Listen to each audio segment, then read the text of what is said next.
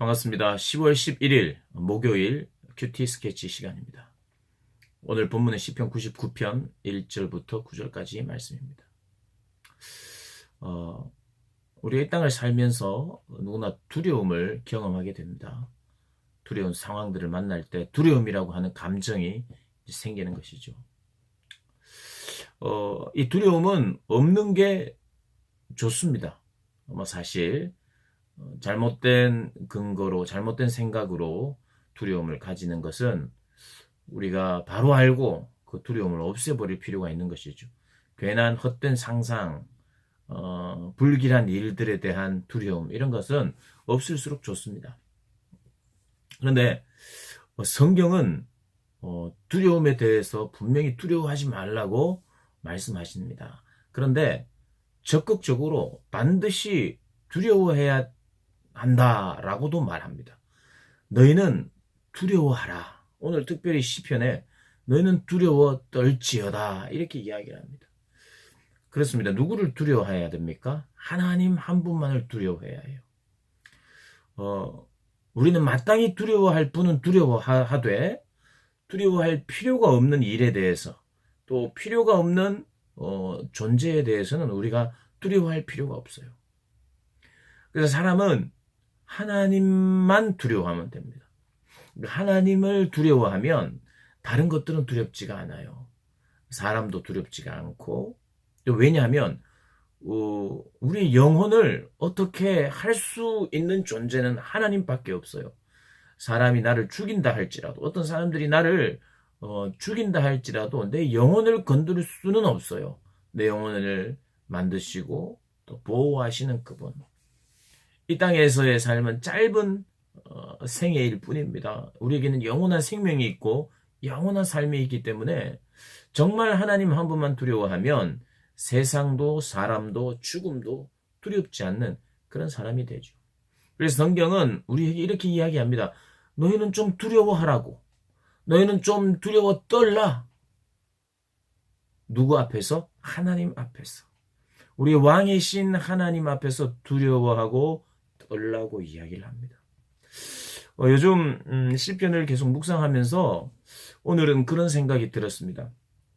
여호와를 찬양하라, 여호와를 송축하라, 경배하라, 꿇어 엎드려 그분을 머리 숙여 그분을 경배하라, 이런 여러 찬양의 내용들, 찬양을 권면하는 이 권면들이 오늘 본문을 보면서는 하나님을 찬양하라라는 말이 이런 뜻으로 다가옵니다. 너희는 하나님을 제대로 두려워하라. 제대로 좀 두려워하라. 정말 하나님에 대한 경배의 정서는 하나님 앞에 정말 하나님을 예배하고 찬양하는 그 찬양의 정서는 기본적으로 거룩한 두려움이 있어야 그분을 높일 수 있구나 하는 그런 깨달음이 옵니다. 정말 두려워서. 하나님은 또 두려움을 주시는 분이세요. 거룩한 두려움, 떨림. 그래서 때로는 하나님의 임재의 상징으로 땅이 진동한다든지. 그분은 거룩하게 구별되어 있는 분이고 그분의 영광 앞에 두려운 거예요. 이 두려움은 그냥 아이고 무서워, 무서움으로 끝나는 이런 것이 아니라 정말 거룩한 두려움이에요. 그래서 그런 두려움을 맞이하면 어떻게 하고 싶으냐 하면 그분 앞에 정말 꿇어 엎드려 왕이신 그분 앞에 내가 엎드려서 주님, 오 하나님, 오 왕이시여 라고 고백하면서 꿇어 엎드리게 되는 그런 두려움을 말하는 거예요. 하나님을 우리는 두려워해야 됩니다. 그래야 하나님을 진심으로 높이고 찬양하고 경배할 수 있고요. 또 하나님을 두려워해야 사람들을 두려워하지 않고 이 세상을 두려워하지 않고 우리의 미래도 두려워하지 않고 하나님만 두려워하고 다른 모든 일에 대해서는 평안할 수 있다고 성경은 이야기합니다. 그 반대는 어떨까요? 하나님을 두려워하지 않으면 그 모든 것이 두렵습니다. 사람도 두렵고. 제가 자주 이야기를 해드렸어요. 아무리 인기가 많고 사람을 좋아하는 사람이라도 인기가 떨어질까봐 또 그 사람들이 나를 싫어할까봐 두려움에 쌓이게 돼 있어요. 그 사람이 만약에 하나님을 두려워하는데 사람들이 그도 자기를 좋아해주고 인기도 있고 뭐 그러면 그는 사람들을 두려워하지 않아요. 사람들의 눈치를 보면서 이리저리 뭔가 활동하는 사람이 아닙니다. 하나님 한 분 두려워하고 그 외의 것들은 두렵지 않게 되어 있어요. 그러나 하나님을 두려워할 줄 모르고 하나님에 대한 두려움을 모르는 사람은, 하나님을 경배하고 찬양할 줄 모르는 사람은 모든 것에 두려워하게 되어 있습니다. 사람도 두려워하고요. 의식하고 신경 쓰고 그 사람에 의해서 내가 조종되는 거예요. 사람 보기에 어떻게 돼야 된다고 생각하면서 족쇄가 채워지는 거예요. 사람에 대해서도 두려워하고 상황에 대해서도 두려워하고 미래에 대해서도 두려워하고 모든 것을 걱정하고 두려워할 수밖에 없겠죠.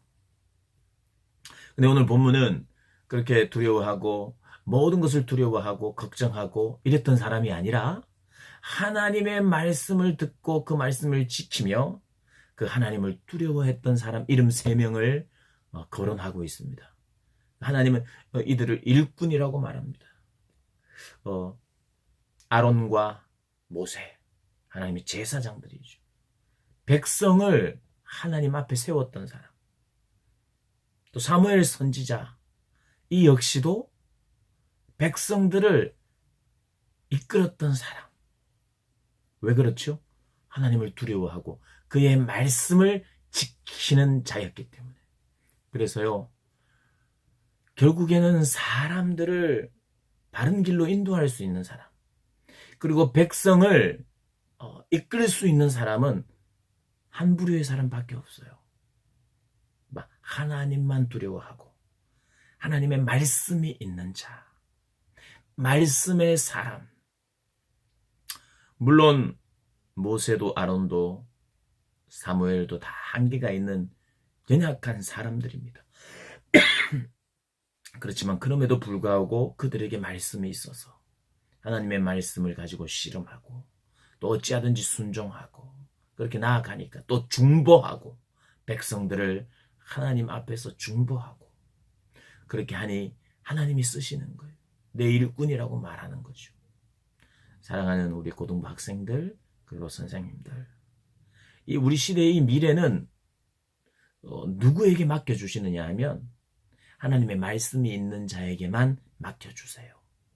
저희들이 그런 사람 됐으면 좋겠습니다. 말씀의 사람. 많이 바쁜 시간임에도 불구하고 하나님의 말씀에 내 눈이 가고 하나님의 말씀에 내 귀가 가서 듣고 보는 것이 정말 더 구별된 것에 더 드려지는, 그래서 이 다음 세대를 맡는다. 다음 세대를 맡긴다, 이게 무슨 말입니까? 다음 세대의 백성들을 맡긴다는 거예요. 유리방황하며 진리를 모르는 자들에게, 가야 할 방향과 목표를 모르는 가운데 반드시 한 분을 두려워해야 되는데 안 두려워해도 되는 것처럼 내가 뭘 두려워하겠느냐. 예전에는 미신도 있었고 종교가 있고 왕권이 있고 이래서 절대적인 어떤 왕권 앞에 명령 앞에 굴복해야 되지만 지금은 다르다. 세상에 신도 없다. 그냥 사람들이 만들었을 뿐이다.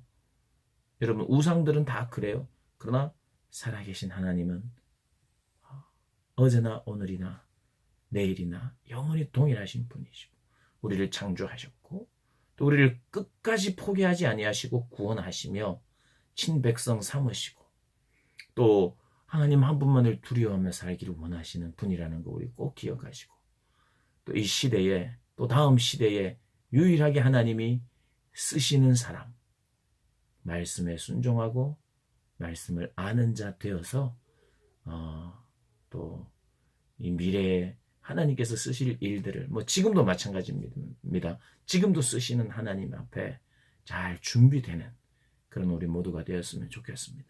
오늘 하루도 승리하시길 바랍니다. 오늘도 화이팅!